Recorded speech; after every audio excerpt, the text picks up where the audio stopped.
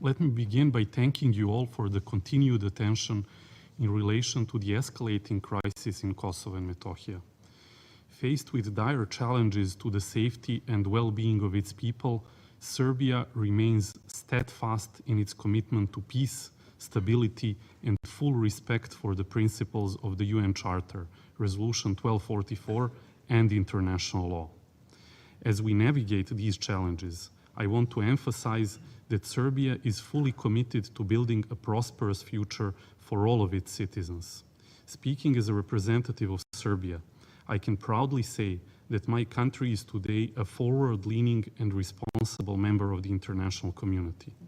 Serbia is a key European contributor to a number of UN peacekeeping operations, from the Middle East to the Mediterranean and on the African continent as well. Having sustained a record high GDP growth rate for over a decade, Serbia has seen the size of our national GDP more than double over the course of the past decade. We are fostering a business-friendly environment that encourages investments and innovation. In December of this year, Serbia will assume the chairmanship of the Global Partnership for Artificial Intelligence, and in 2027, my hometown of Belgrade will host the Expo 2027 Specialized World Exhibition, creating new opportunities for the entire region. As part of the Open Balkans initiative, launched by President Vučić, Prime Minister Rama of Albania, and the government of the Republic of North Macedonia, we have created a single regional labor market and are welcoming to our country people from across the region. Initiatives like the Digital Serbia project aim to integrate technology into our economy, promoting a knowledge-based society. As we build new industries and create jobs, we are committed to ensuring that no community is left behind in this progress. Sadly, the contrast with what is going on in our southern province of Kosovo and Metohija couldn't be more stark. As a series of UNMIK reports and recent developments reveal, in the past 2.5 years, the situation in Kosovo and Metohija has worsened significantly, with human rights abuses and unilateral moves by the regime of Albin Kurti creating a climate of fear and instability. Today, I'm here to detail some of his regime's serious transgressions against the Serbian community and to appeal for your urgent, decisive action.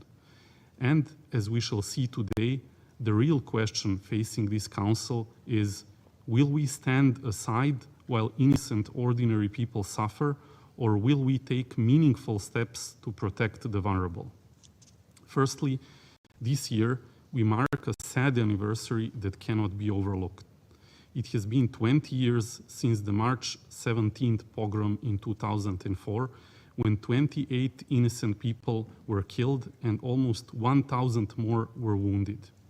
It was a second wave of ethnic cleansing against Serbs, following the one in 1999, which led to the forceful expulsion of 250,000 people and more than 150 Serbian churches destroyed, leaving an additional 40 Serbian Orthodox churches destroyed on March the 17th alone.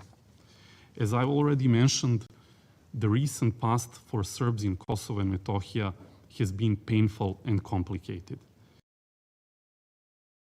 Given the recent past, it is even more devastating to consider the unbearable present that has been created by the regime of Albin Kurti for Serbs in Kosovo and Metohija. Since Albin Kurti's return to power, his administration has systematically intensified measures aimed at isolating and marginalizing the Serbian community. Imagine if your own currency was suddenly banned, pensions stripped away, and social support cut off. For Serbs in Kosovo and Metohija, this is not hypothetical. This is precisely the reality they are facing in Kosovo today. In September of this year, heavily armed special police stormed post offices in Serbian majority municipalities, effectively paralyzing daily life. Basic rights like registering a birth of a child or accessing welfare benefits offered equally to all by the Serbian government have become nearly impossible. violence against Serbs has escalated sharply. In 2024 alone, over 90 attacks specifically targeted Serbian individuals and properties with not one single perpetrator facing justice. Disturbing incidents involving children have especially shocked our communities.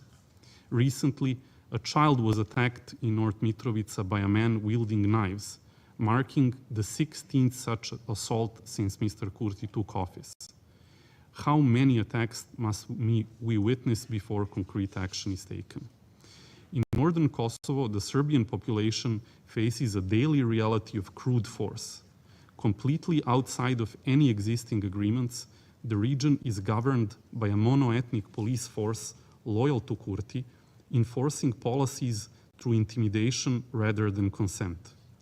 Adding to this, Kurti's administration has imposed ethno-nationalist Albanian mayors who were quote-unquote elected with virtually no Serbian support and hold no legitimacy whatsoever among the communities they are supposed to serve.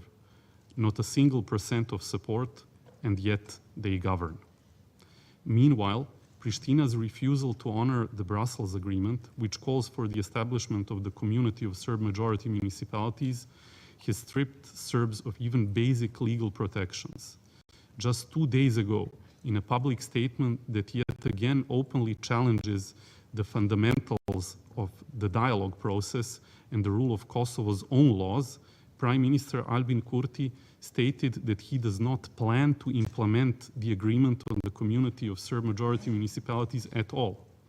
This is not only a rejection of commitments made under EU mediation, but a direct affront to this Council and the international community's authority.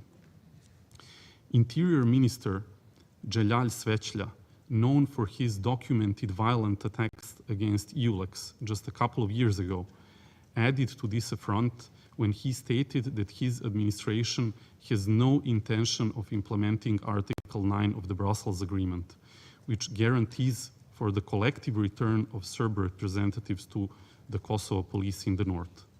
While not surprising, this open defiance is scandalous and undermining years of dialogue, casting a doubt on Prishtina's willingness to build a peaceful future.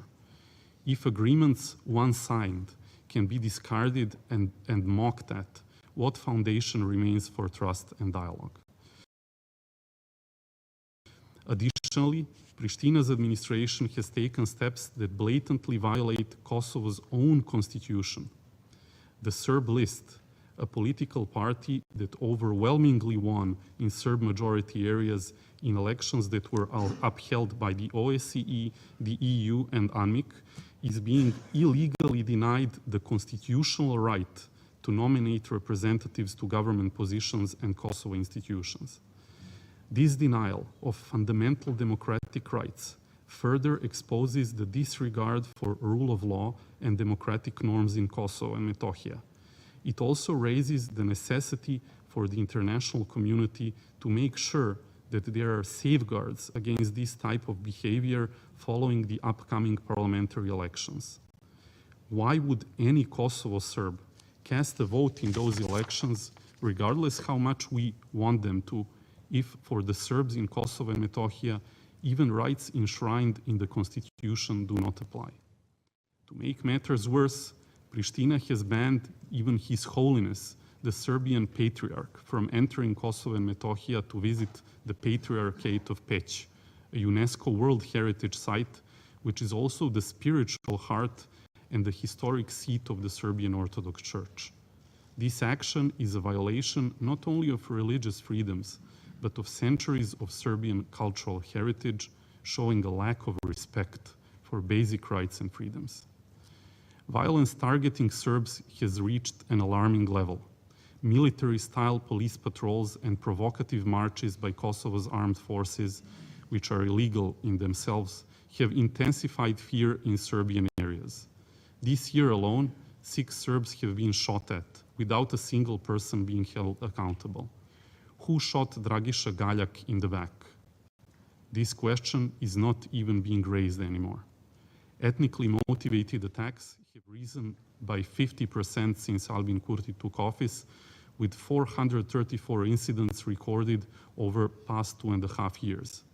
Imagine your community facing this kind of insecurity daily.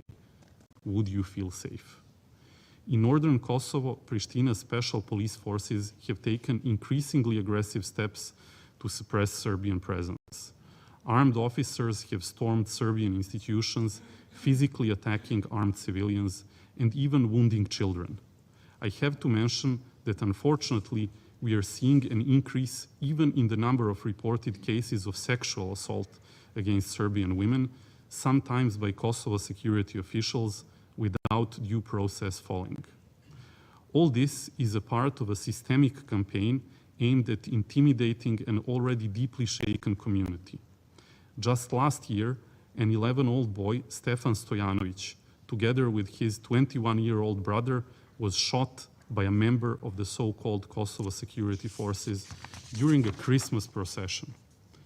The shooter, Azem Kurtaj, was granted de facto amnesty and remains completely free to this day. What message does this send when those who harm children are set free without a consequence?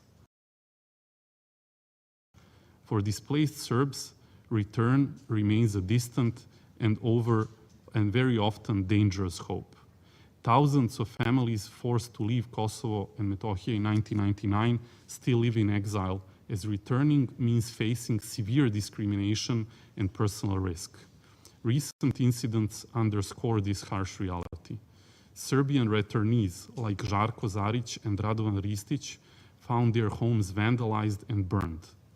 3 houses in the village of Novake were also torched between 2 reporting periods, targeting Serbian families who dared to come back. Today, only 1.9% of the 250,000 displaced Serbs have managed to return home. Why must they endure such obstacles? When will they be allowed to reclaim what is rightfully theirs? Even those who attempt to assert their property rights faced arrest and intimidation. In August, Serbian individuals such as Dragiša Cvetković and Miloš Šošić were detained on baseless charges. Their crime was simply being Serbs in Kosovo. Kurti's administration recently enacted new expropriation measures that allow for the confiscation of Serbian land, further dispossessing those who wish to return. Is it not the right of every citizen to live in their homeland without fear of losing it? In the light of what I just said in front of this council, to our Serbian community in Kosovo and Metohija, I want to say this: you are not alone.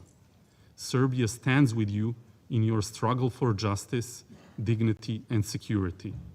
We will not waver in our support for your rights to live in peace, to raise your families, and to preserve your heritage.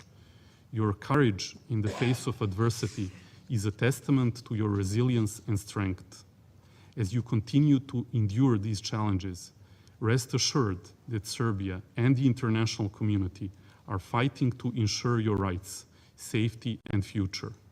We will not allow your voices to go unheard, and we will tirelessly advocate for your right to live freely and safely in the land of your ancestors. The world must recognize that your struggle is not just about territory. It is about the fundamental right to live without fear, with dignity and justice.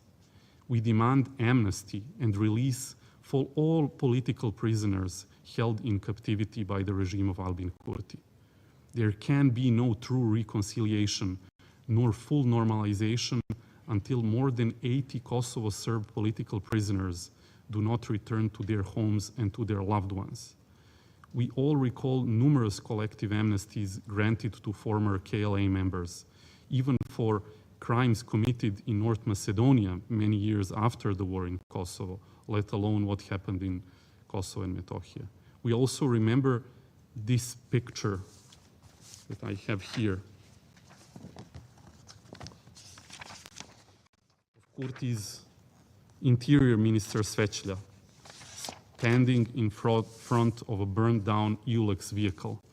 and Kurti's mob attacking US Ambassador Tracy Ann Jacobson in Parliament in Pristina, while blocking the work of this body with stun grenades and tear gas for months on end?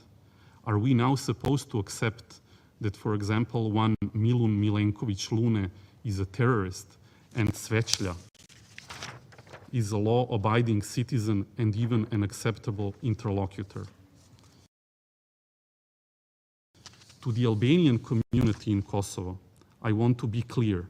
Serbia has no conflict with you. Our issue is with the actions and policies of Albin Kurti's regime, not with the Albanian people. We recognize your aspirations for peace and prosperity, just as we do for the Serbian community. We call on you to reject policies of division and conflict and to join us in seeking a future built on mutual respect, security, and cooperation. Albin Kurti has become a mirror image of the regime he set out to fight against more than a quarter of a century ago, and has unfortunately even surpassed it in some elements. He has grown into a true oppressor, discriminator, and divider. Let us together imagine a future where Albanian and Serbian children learn and grow together, where neighbors support one another, and where economic growth benefits all. This future is possible, but it requires rejecting extremist policies that deepen the divide. Stand with us in calling for a Kosovo government that respects all its citizens and fulfills its international commitments. To the international community, the time for decisive action is now. Prishtina's leadership under Albin Kurti continues to undermine stability, violate human rights, and ignore international agreements. We need clear consequences for these actions. Sanctions against Kurti's administration should be imposed, and zero tolerance must be shown for further unilateral moves that violate agreements and provoke conflict. We urge this Council to enforce existing agreements, particularly the Brussels Agreement, and to hold Pristina accountable for its commitments. The implementation of the Community of Serb-majority municipalities is not optional. It is a legally binding obligation that must be honored without delay. Kosovo's leadership must be compelled to respect the rights of all of its citizens and upholding its commitments to peace and security. Imagine the future we can create if we work together to protect human rights, reject extremism, and uphold international law. This future demands action, not words. It is time to hold Kurti accountable and ensure a Kosovo and Metohija where Serbs and Albanians alike can live in peace and dignity. In closing, I will ask, will this Council uphold the values it stands for, or will we allow human rights to be further eroded? Serbia stands resolute in its pursuit of stability, security, and peace. We call on this Council to reaffirm its commitment to protecting all communities in Kosovo, ensuring basic freedoms and that they are safeguarded. Also, as mentioned, on September the 13th, as an essential step for countering the escalating effects of Prishtina's unilateral actions, preserving dialogue and re-establishing stability, Belgrade called for the return to the status quo ante, meaning following concrete measures to be taken.